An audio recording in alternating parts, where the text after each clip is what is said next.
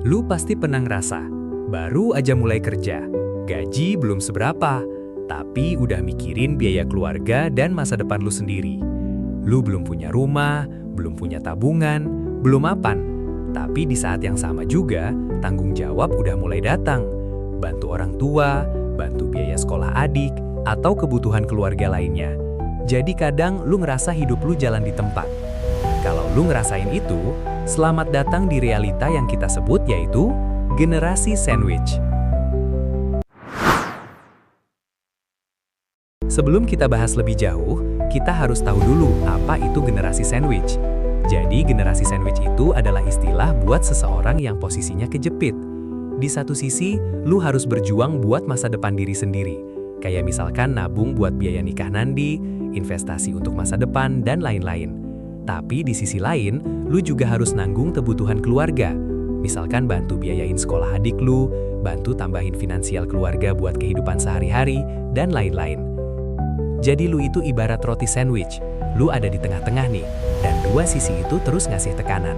Nah, itu alasannya kenapa disebut sebagai generasi sandwich. Dan karena itu semua, generasi tersebut terasa 2 kali lipat lebih berat dari generasi sebelum dan setelahnya, karena beban finansial dan mentalnya cukup tertekan. Banyak yang nanya, kenapa fenomena ini kerasa kenceng banget di Gen Z? Jawabannya, tantangannya unik. Di zamannya Gen Z sekarang, harga rumah melambung tinggi, biaya hidup makin mahal, persaingan kerja makin gila, tapi gaji seringkali nggak kejar-kejaran sama inflasi. Gaji selalu di belakang inflasi. Ditambah lagi, banyak keluarga yang secara budaya berharap anak pertamanya jadi penyelamat ekonomi. Akhirnya banyak anak muda harus memikul 2 beban sekaligus, membangun masa depan sendiri dan menjaga kapal keluarga tetap terapung. Terus kenapa lagi fenomena ini selalu dikaitkan ke Gen Z? Ya karena saat ini yang usianya produktif banget itu Gen Z. Jadi kebanyakan yang ngalamin adalah anak-anak muda generasi tersebut yang lagi berjuang mati-matian. Nah, yang bikin berat tuh bukan cuma soal uang, tapi beban terbesarnya adalah mental. Kayak misalkan sering banget nih muncul suara bisikan di kepala. Kalau gua fokus mikirin masa depan diri sendiri, gua egois nggak ya? Atau, kalau gua bantu keluarga terus, kapan gua punya masa depan hidup gua sendiri? Gua yakin sebagian dari kalian pasti nggak sedikit yang pernah mikir kayak gitu. Pertanyaan-pertanyaan ini yang justru melelahkan banget dan seringkali nggak kelihatan sama orang lain. Jadi lu kayak seakan-akan ngerasa harus kuat sendirian karena nggak ada orang yang tahu.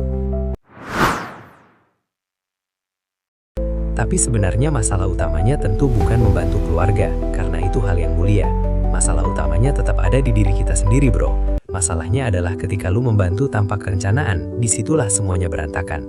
Akhirnya lu nggak punya backup, kayak nggak punya dana darurat, nggak punya tabungan, nggak punya investasi, dan lain-lain. Ujung-ujungnya apa? Siklus kesulitan ekonomi cuma berulang. Sekarang anak bantu orang tua, nanti anaknya pun bakal butuh bantuan anaknya lagi karena nggak punya aset yang dibangun. Nah, rantai inilah yang jadi akar masalahnya dan harus diputus.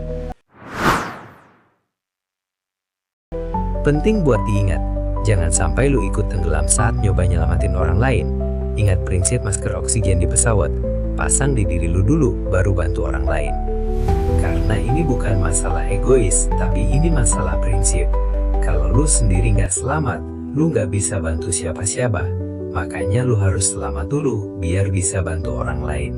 Bangun fondasi diri lu dulu, kayak dana darurat, investasi, dan asuransi misalnya. Setelah itu, lu bisa bantu keluarga dengan jauh lebih kuat dan lebih stabil, bro. Banyak yang mikir solusinya cuma cari uang tambahan. Padahal yang lebih penting adalah meningkatkan nilai diri, atau yang biasa kita sebut sebagai upgrade skill. Belajar skill baru yang berbayar tinggi, membangun aset, dan jadi lebih produktif. Karena semakin tinggi value diri lu, semakin besar kemampuan lu buat bantu orang lain, tanpa harus bikin diri lu sendiri hancur. Jadi kalau saat ini lu merasa tertekan, ingat satu hal, lu nggak sendirian. Jutaan anak muda di luar sana sedang berjuang di posisi yang sama. Mereka juga lagi nyoba, mereka juga lagi capek, dan itu bukan tanda kalau lu lemah. Itu bukti kalau lu adalah sosok yang bertanggung jawab, sosok pejuang, dan lu sedang memikul sesuatu yang besar. Menjadi generasi sandwich memang tidak mudah, tapi bukan berarti mustahil. Jangan jadikan keadaan sebagai alasan buat menyerah, jadikan keadaan sebagai alasan buat tumbuh. Tujuan akhirnya bukan sekedar bertahan hidup dari bulan ke bulan, tapi memutus rantai kesulitan agar generasi setelah kita bisa hidup jauh lebih baik. Kalau lu termasuk generasi sandwich dan lagi berjuang, tulis di komentar, I'm struggling. Dan jangan lupa subscribe Gen Z Mindset, karena perjalanan ini bakal terasa jauh lebih ringan kalau kita saling belajar dan berkembang bareng. Keep going, you got this. Thanks for watching, bye.